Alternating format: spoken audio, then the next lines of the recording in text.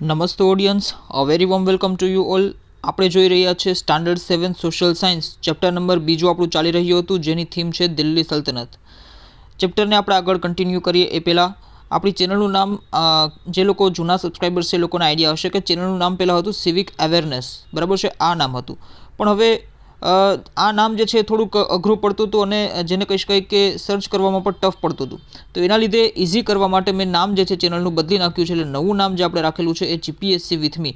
પણ હવે પ્રોબ્લેમ એ થાય છે કે જ્યારે જૂના નામમાંથી નવા નામ તરફ આપણે જઈએ, બરાબર છે, યુટ્યુબમાં આપણે નામ ચેન્જ કરીએ એટલે યુટ્યુબ જે છે એનું એલ્ગોરિધમ જે છે હજી જૂના નામેથી જ જે છે આપણી ચેનલને સેવ કરેલું છે. એટલા માટે સિવિક અવેરનેસ જો તમે સર્ચ મારશો તો આપણી ચેનલ જે છે એ ટોપ પર આવશે. પણ જીપીએસસી વિથ મી આવું જે નવું નામ સર્ચ મારશો તો ચેનલ જે છે અત્યારે રેન્ક ઉપર નહીં બતાવે તમને. એટલે વિડીયોઝ જે છે એ શોધવામાં પણ તમને મુશ્કેલી પડશે. એટલે એના માટે તમારે શું કરવાનું કે કદાચ પાછળના વિડીયોઝ તમારે જોવા છે અને ખાસ કરીને થોડા ટાઈમ પછી તમારે ચેનલને ઓપન કરીને પાછળના વિડીયોઝ જોવા છે તો સિવિક અવેરનેસ જે છે એ જૂનું નામ એ તમે સર્ચ મારી શકો છો. એટલે તમને ઇઝીલી જે છે ચેનલ શો થશે અને થોડાક ટાઈમમાં 14 થી 15 દિવસ કે થોડાક ટાઈમમાં શોર્ટ ટાઈમ પીરિયડમાં જે છે એ જીપીએસસી વિથ મી નામ જે છે એના ઉપરથી પણ ચેનલ જે છે એ રેન્ક પર આવી જશે. એટલે એ કોઈ ટેન્શનની વાત નથી. ઓકે, બટ અત્યારે આટલી વસ્તુ તમારે યાદ રાખવાની છે.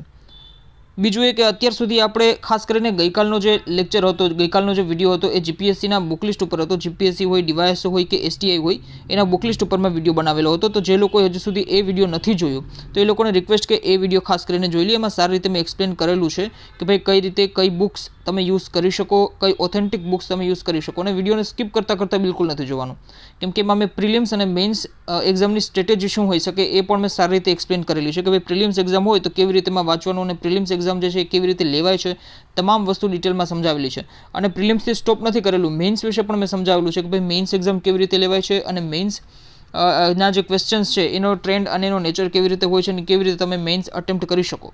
એટલે તમામ વસ્તુ મેં ત્યાં સમજાવેલી છે અને ત્યારબાદ મેં તમને બુકલિસ્ટ આપેલું છે. તો બુકલિસ્ટવાળું લેક્ચર વિડીયો જે છે તમે હજી સુધી નથી જોયું તો એ વિડીયો ખાસ જોઈ લેવાનો.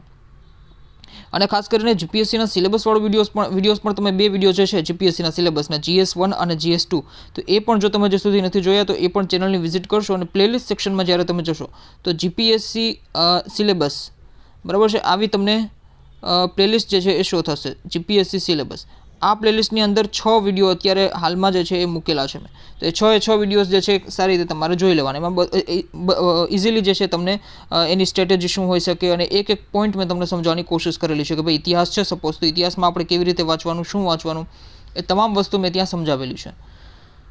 વાત કરીએ આપણે ચેપ્ટર નંબર 2ની દિલ્હી સલ્તનતની. તો અત્યાર સુધી આપણે દિલ્હી સલ્તનતમાં શું જોયું તો કે ભાઈ દિલ્હી જે છે તો ત્યાં તોમર રાજપૂતનું શાસન હતું અને ત્યારબાદ ચૌહાણ રાજવંશ જે છે એનું શાસન આવે છે. 1192માં પૃથ્વીરાજ અને ઘોરી વચ્ચે તરાઈનું યુદ્ધ થાય છે અને દિલ્હીનો પાવર જે છે શિફ્ટ થાય છે. એટલે પહેલાં રાજપૂતો પાસે પાવર હતો, હવે દિલ્હીનો પાવર જે છે વિદેશી શાસકો, ખાસ કરીને દિલ્હી સલ્તનતમાં જેટલા 5 વંશો આવે છે એમની પાસે આવી જાય છે. આ 5 વંશો વિશે આપણે જોઈ ગયા હતા. કયા 5 વંશો છે તો કે ભાઈ ગુલામ વંશ, ખલજી વંશ, તુગલક વંશ, સૈયદ વંશ અને લોધી વંશ. આ પાંચેય વંશોના શાસકો દરમિયાન દિલ્હી સલ્તનતની કેવી સિચ્યુએશન હતી એ વસ્તુ આપણે પાછળ જોઈ. આજે આપણે જોવાનું છે કે પાંચેય વંશો દરમિયાન કેવી રીતે સ્થાપત્યના કામ થયા, ખાસ કરીને આર્કિટેક્ચર લેવલ પર અલગ અલગ જે દિલ્હી હોય તે ઉપરાંત આસપાસના એરિયા છે ત્યાં કેવી રીતે લોકોએ આર્કિટેક્ચર કરેલા હતા એની બ્રીફ ઇન્ટ્રોડક્શન તરીકે અહીંયા આપણને બુકમાં આપેલું છે. એ વસ્તુ આપણે જોવાની છે.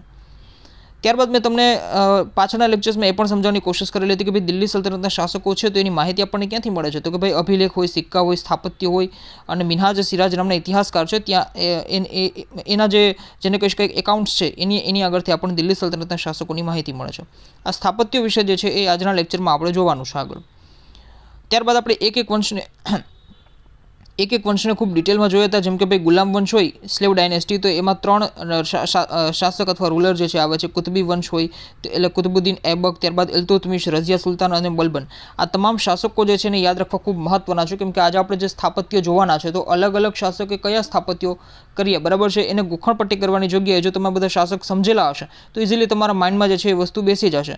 હકીકતમાં માની લો કે તમને ક્વેશ્ચન આવે છે કે ભાઈ ઢાઈ દિન કા ઝોપડા કોને બનાવેલી છે મસ્જિદ, બરાબર છે, તો એ તમને આઈડિયા હોય કુતુબુદ્દીન એબક, બરાબર છે, પણ એ નામ ગોખવાની જરૂર નહીં હોય. જ્યારે તમને આઈડિયા હશે, બરાબર છે, કે ભાઈ ગુલામ વંશનો શાસક છે કુતુબી વંશનો કે ભાઈ કુતુબુદ્દીન એબક, તો હવે આ તમને ઇઝીલી માઇન્ડ મેપ તરીકે તમને રહી જાય મગજમાં કે ભાઈ કુતુબુદ્દીન એબક છે તો એ ઢાઈ દિન કા ઝોપડા બનાવેલી છે. તો એ રીતે તમે ઇઝીલી જે છે આ બધી વસ્તુને યાદ રાખી શકો છો. શાસકને સારી રીતે સમજ્યા હશો અને પાછળના વિડીયોઝ તમે સારી રીતે જોયા હશો તો ઓકે, એ રીતે આપણે ઇલ્તુત્મિશ વિશે જોયું હતું, રઝિયા સુલતાન વિશે જોયું હતું અને ત્યારબાદ બલબન વિશે જોયું હતું. ત્યારબાદ આપણે ખલજી વંશમાં અલાઉદ્દીન ખિલજી હોય તે ઉપરાંત જેને કહી શકાય જલાલુદ્દીન ખિલજી છે એ બંને વિશે આપણે માહિતી મેળવેલી હતી. તુગલક વંશમાં 3 શાસકો આવે છે, ગિયાસુદ્દીન બલબન, મોહમ્મદ બિન તુગલક અને ફિરોઝ શાહ તુગલક. તો એના વિશે આપણે સારી રીતે જોયું હતું. ખાસ કરીને તરંગી યોજનાઓ જે છે ખાસ કરીને યાદ રાખવાનું છે. મોહમ્મદ બિન તુગલકની તરંગી યોજનાઓ એ વસ્તુ આપણે જોવાની છે, જોઈ લીધી હતી. ત્યારબાદ તૈમૂરનું આક્રમણ જોયું હતું અને સૈયદ વંશ અને લોધી વંશ વિશે પણ, એના શાસકો વિશે પણ મેં તમને માહિતી આપેલી હતી કે ભાઈ લોધી વંશ છે સપોઝ, તો એમાં બહેલુલ લોધી અને સિકંદર લોધી શાસક આવે છે અને આ જ ટાઈમ પિરિયડમાં બાબર સાથે ઇબ્રાહિમ લોધીનું યુદ્ધ થાય છે, બરાબર છે. અને ત્યારથી મુઘલ સામ્રાજ્ય જે છે એ શરૂઆત થઈ જાય છે. દિલ્હી સલ્તનતના પતનના કારણો જે છે મેં તમને સમજાવવાની કોશિશ કરેલી હતી. તમારી ટેક્સ્ટબુકમાં આ વસ્તુ નથી આપેલી, પણ મેં તમને આ એક્સ્ટ્રા ઇન્ફોર્મેશન દેવાની કોશિશ કરેલી હતી, કેમ કે આપણે 5 વંશો વિશે આપણે અલગ અલગ રીતે જોઈ લીધું, બરાબર છે, એનું એનાલિસિસ કર્યું.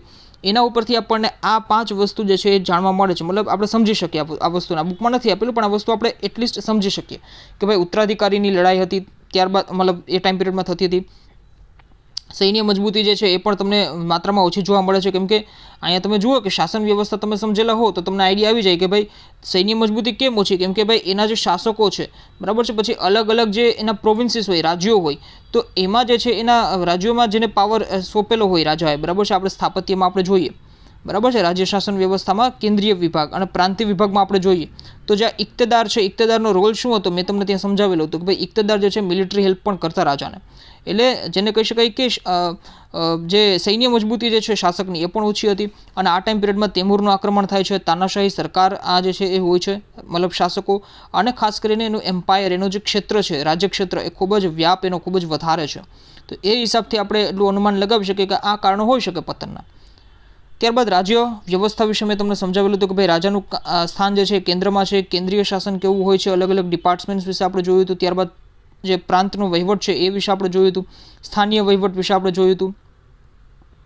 આ તમામ વસ્તુ જોઈ લીધા બાદ આજે આપણે જોવાનું છે દિલ્હી સલ્તનતનું સ્થાપત્ય કેવું હતું. સ્થાપત્યને આપણે જોઈએ એ પહેલાં હું તમને કહેવા માગું છું કે ભાઈ અત્યાર સુધી આપણે જે રાજપૂત યુગ સુધીનું આપણે જે સ્ટડી એનાલિસિસ કર્યું, આપણે બધું જે વંશો વિશે ને બધા વિશે જોયું, બરાબર છે, તો આપણને આઈડિયા છે કે ભાઈ અત્યાર સુધી જે સ્થાપત્ય થતું હતું, ખાસ કરીને ધોરણ 6માં પણ તમે જુઓ ટેક્સ્ટબુકમાં આપેલું છે તમારી, જે ગુપ્ત યુગ અને ગુપ્તોત્તર યુગમાં મંદિર સ્થાપત્યનો વિકાસ જે છે ખૂબ જ જેને કહી શકાય કે જોરશોરમાં ચાલી રહ્યો હોય છે. અને ગુપ્ત યુગ છે આમ પણ આપણે સુવર્ણ યુગ તરીકે જાણીતો છે.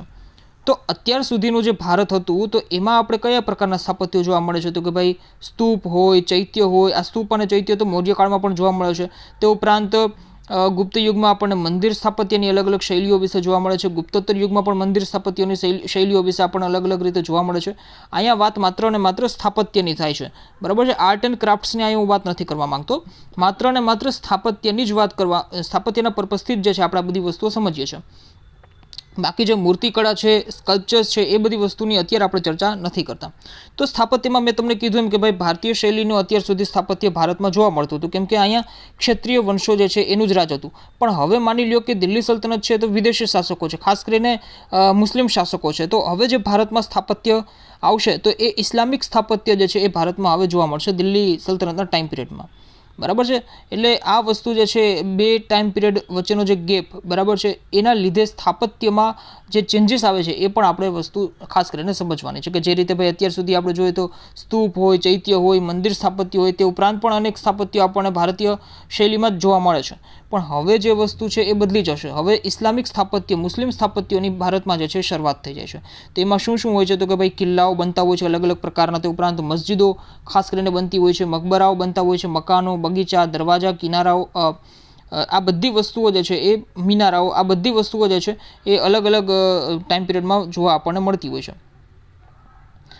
ખાસ કરીને બગીચાની જો આપણે વાત કરીએ તો આ મુઘલ સામ્રાજ્ય જ્યારે હોય છે ભારતમાં ત્યારે બગીચાનો વિકાસ જે છે એ ખૂબ જ જોરશોરમાં થતો હોય છે. એ આપણને જ્યારે મુઘલ સામ્રાજ્યવાળું આપણે જોશું ત્યારે આપણને જોવા મળશે. બાકી મસ્જિદો, મકબરાઓ અને મિનારાઓ અને એ બધી વસ્તુઓ કિલ્લાઓ આ ટાઈમ પિરિયડમાં જ આપણને ઘણી બધી વસ્તુઓ સ્થાપત્યમાં જોવા મળે છે.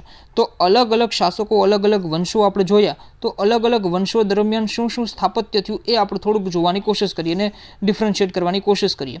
તો એમાં માની લો કે ભાઈ એબક વંશ સૌથી પહેલો આવે છે, બરાબર છે. એબક વંશમાં ખાસ કરીને કુતુબુદ્દીન એબકની વાત કરવામાં આવે છે, સૌથી પહેલો જ શાસક છે એની વાત કરવામાં આવેલી છે.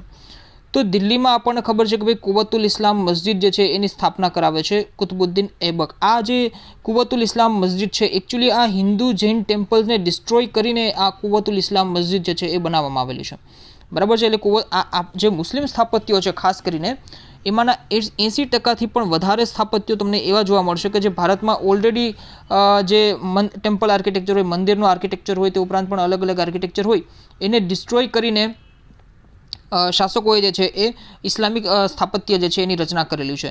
એટલે કોઈ પણ જેને કહી શકાય કે ખાલી જગ્યા ઉપર, બરાબર છે, ખાલી જગ્યા ઉપર ફરીથી સ્થાપત્ય આ લોકોએ નથી કરેલું, પણ 80%થી પણ વધારે સ્થાપત્ય આ રીતે જ આપણને જોવા મળે છે। એટલે એ વસ્તુ એક માઇન્ડમાં રાખવાની છે। તે ઉપરાંત અજમેરમાં આપણે જોઈએ છીએ કે ભાઈ ઢાઈ દિન કા ઝોપડા, આ પણ જેને કહી શકાય કે જૈન મંદિર જે છે એને ડિસ્ટ્રોય કરીને જ બનાવેલું છે ઢાઈ દિન કા ઝોપડા। ત્યારબાદ કુતુબ મિનારનો પ્રથમ માળ જે છે, ઓકે, હવે કુતુબ મિનાર જે છે એના એકચ્યુઅલી 5 ફ્લોરમાં આ ડિવાઈડ છે, પણ અલગ અલગ ટાઈમ પિરિયડમાં એના જે મતલબ સ્થાપત્યનો જે ટાઈમ પિરિયડ છે એ અલગ અલગ હોય છે। માની લો કે કુતુબુદ્દીન ऐबक છે તો કુતુબુદ્દીન ऐबक જે છે એનો પ્રથમ માળનો ખાલી નિર્માણ કરાવી શકે છે, પણ બાકીની જે વસ્તુ છે, બરાબર છે, તો એ કામ ઇલ્તુત્મિશના ટાઈમમાં પૂરું થાય છે। એ વસ્તુ ખાસ કરીને યાદ રાખવાનું છે। હવે બીજું આવે છે ऐबक વંશની અંદર જ ઇલ્તુત્મિશ, બરાબર છે। તો ઇલ્તુત્મિશમાં આપણને ખબર છે કે ભાઈ હોજે શમ્મી ઈદગાહ અને જુમ્મા મસ્જિદ, જુમ્મા મસ્જિદ છે, બરાબર છે, જુમ્મા મસ્જિદ। તો જુમ્મા મસ્જિદ જે છે એનું નિર્માણ જે છે એ ખાસ કરીને ઇલ્તુત્મિશના ટાઈમ પિરિયડમાં આપણને જોવા મળે છે। અને ત્યારબાદ આપણે વાત કરીએ ખલજી વંશની, જે સેકન્ડ એનો ડાયનેસ્ટી છે, ખલજી ડાયનેસ્ટી, એના ટાઈમ પિરિયડની જો આપણે વાત કરીએ તો ખલજી વંશમાં આપણને સૌથી પહેલાં અલાઉદ્દીન ખિલજી અને જલાલુદ્દીન ખિલજી બે શાસકો જોવા મળે છે। મને અલાઉદ્દીન ખિલજીની જો આપણે વાત કરીએ તો એના નામ ઉપરથી જ અલાઈ દરવાજા જે છે એ બનાવવામાં આવેલું છે। આ એક પ્રકારનું પ્રવેશ દ્વાર છે, ગેટવે જેને કહી શકાય। ત્યારબાદ સિરી કિલ્લો, શ્રીનગર અને હોજે ખાસ, આ સ્થાપત્ય આપણને આ ટાઈમ પિરિયડમાં જોવા મળે છે। તે ઉપરાંત તુઘલક વંશની જો આપણે વાત કરીએ તો તુઘલક વંશ દરમિયાન શું સ્થાપત્યમાં નિર્માણમાં થયું છે તો કે ભાઈ સૌથી પહેલાં તો તુઘલકાબાદ જે શહેર છે એ આ બે વસ્તુ જ્યારે તુઘલક વંશ આપણે જોયું હતું, બરાબર છે, ત્યારે પણ આ વસ્તુ મેં તમને ત્યાં મેન્શન કરેલી હતી કે ભાઈ તુઘલકાબાદ જે છે એ બનાવેલું છે। ત્યારબાદ ફિરોઝાબાદ, હિસાર, જૌનપુર, ફિરોઝપુર અને ફતેહાબાદ, તો આટલા શહેર જે છે એનું નિર્માણ અથવા જેને કહી શકાય કે એનો વિકાસ આ તુઘલક વંશ દરમિયાન જોવા મળે છે। તે ઉપરાંત સૈયદ વંશ અને લોદી વંશની જો આપણે વાત કરીએ તો બંદે ખાનનો ગુંબજ, બડા ગુંબજ, મોદની મસ્જિદ અને શિહાબુદ્દીનનો મકબરો, આ તમામ વસ્તુ જે છે એ આ ટાઈમ પિરિયડમાં જોવા મળે છે। હવે આ જે ગુંબજ છે, ગુંબજ એટલે શું તો એક પ્રકારનો ડોમ તમે કહી શકો ઇંગ્લિશમાં, બરાબર છે। તો તમે માની લો કે જે કોઈ પણ મસ્જિદનું સ્થાપત્યની બધી વસ્તુ તમે જ્યારે એનાલિસિસ કરો, જોવો તમે, ઇવન તમારી પ્રેક્ટિકલ લાઈફમાં પણ તમે જુઓ તો આવું કંઈક આર્કિટેક્ચરનું હોય છે, તો એ જ જે છે એ ગુંબજ છે, બરાબર છે। તો આ ટાઈમ પિરિયડમાં દિલ્હી સલ્તનતના ટાઈમ પિરિયડમાં ઇસ્લામિક સ્થાપત્યમાં ગુંબજની રચના જે છે એ ખૂબ જ વધારે માત્રામાં થતી હતી। તો બંદે ખાનનો ગુંબજ, બડા ગુંબજ અને મોદની મસ્જિદ, શિહાબુદ્દીનનો મકબરો, આ બધી વસ્તુઓ જે છે એ આ ટાઈમ પિરિયડમાં થતી હતી। તો આ બધી વસ્તુઓ ખાસ કરીને વિકાસ જે છે એ અહીંયા આપણને આટલા સ્થાપત્યનો જોવા મળે છે। અલગ અલગ જેને કહી શકાય કે મિનારાઓ હોય કે ખાસ કરીને મસ્જિદ હોય, એમાં આપણે વધારે ડીપમાં જવાની જરૂર નથી, પણ આપણી બુકમાં જેટલું આપેલું છે એટલું આપણે ખાલી યાદ રાખી લઈએ અલગ અલગ શાસકો વાઇઝ, તો પણ ઘણી બધી વસ્તુ આપણને એક્ઝામમાં જે છે ક્લિયર થતી જોવા મળશે। તો વાંચીએ આપણી બુકમાં કે શું લખેલું છે। દિલ્હી સલ્તનતની સ્થાપનાથી ભારતીય ઇસ્લામિક શૈલીના સ્થાપત્યોના નિર્માણની શરૂઆત થઈ। દિલ્હી સલ્તનત સમયગાળા દરમિયાન કિલ્લાઓ, મસ્જિદો, મકબરા, મકાનો, બગીચા, દરવાજા, મિનારાઓ વગેરે જેવી સ્થાપત્ય કલાની દૃષ્ટિએ નોંધપાત્ર કૃતિઓ તૈયાર થઈ। કુતુબુદ્દીન ऐबकના સમયમાં દિલ્હીમાં કુવતુલ ઇસ્લામ નામની મસ્જિદનું નિર્માણ થયું। ऐबકે બંધાવેલ બીજી મહત્વની ઇમારત કુતુબ મિનાર છે। કુતુબુદ્દીન ના સમયમાં તેનો એક જ માળ બાંધી શકાયો હતો। તેના અવસાન બાદ બાકીનું કામ ઇલ્તુત્મિશે પૂર્ણ કરાવેલું। ફિરોઝ શાહ તુગલક અને સિકંદર લોદીએ તેનો જીર્ણોદ્ધાર કરાવેલો। કુતુબુદ્દીન ऐबक નિર્મિત અન્ય એક જેને કહી શકાય ઇમારત ઢાઈ દિન કા ઝોપડા નામની મસ્જિદ જે અજમેરમાં આવેલી છે। ઇલ્તુત્મિશના સમયમાં હોજે શમ્મી ઈદગાહ અને જુમ્મા મસ્જિદનો સમાવેશ થાય છે। ખલજી વંશ દરમિયાન અલાઉદ્દીન ખલજીએ બંધાવેલ અલાઈ દરવાજા નામનો પ્રવેશ દ્વાર, સીરી નામનો કિલ્લો અને સીરી નામનું નગર તથા હોજે ખાસનો સમાવેશ થાય છે।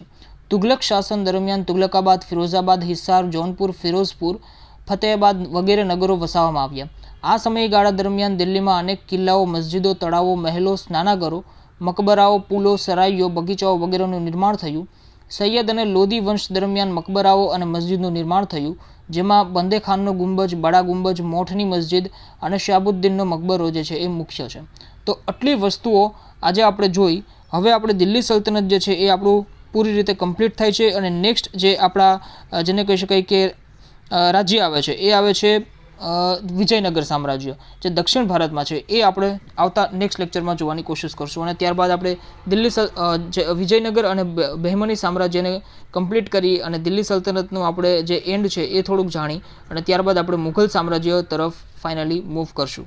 અત્યારે આપણે અહીં સુધી રાખીએ છીએ. જો તમે નવા છો અને સબસ્ક્રાઇબ નથી કરી હજી ચેનલને, તો રિક્વેસ્ટ કરું છું કે ચેનલને જે છે સબસ્ક્રાઇબ કરો, જેથી કરીને મને મોટિવેશન મળે. અને ખાસ કરીને જો તમને વિડીયો પસંદ આવે છે તો લાઇક કરવાનું રાખો, તે ઉપરાંત તમારા ફ્રેન્ડ સાથે જે છે શેર કરવાનું રાખો, જેથી કરીને વધારેમાં વધારે લોકો સુધી સારામાં સારો કન્ટેન્ટ પહોંચે મતલબ. અને ત્યારબાદ જે છે એ તમે કમેન્ટ બોક્સમાં જે છે મને ફીડબેક આપવાનું રાખતા જાઓ, જેથી કરીને મને આઈડિયા આવે કે મારું પરફોર્મન્સ જે છે એ બેટર કરવાની જરૂર છે અથવા તો નથી. તો અત્યારે આપણે અહીં સુધી રાખીએ છીએ. Thank you so much for watching this lecture. મળીએ નેક્સ્ટ લેક્ચરમાં. Stay connected with me.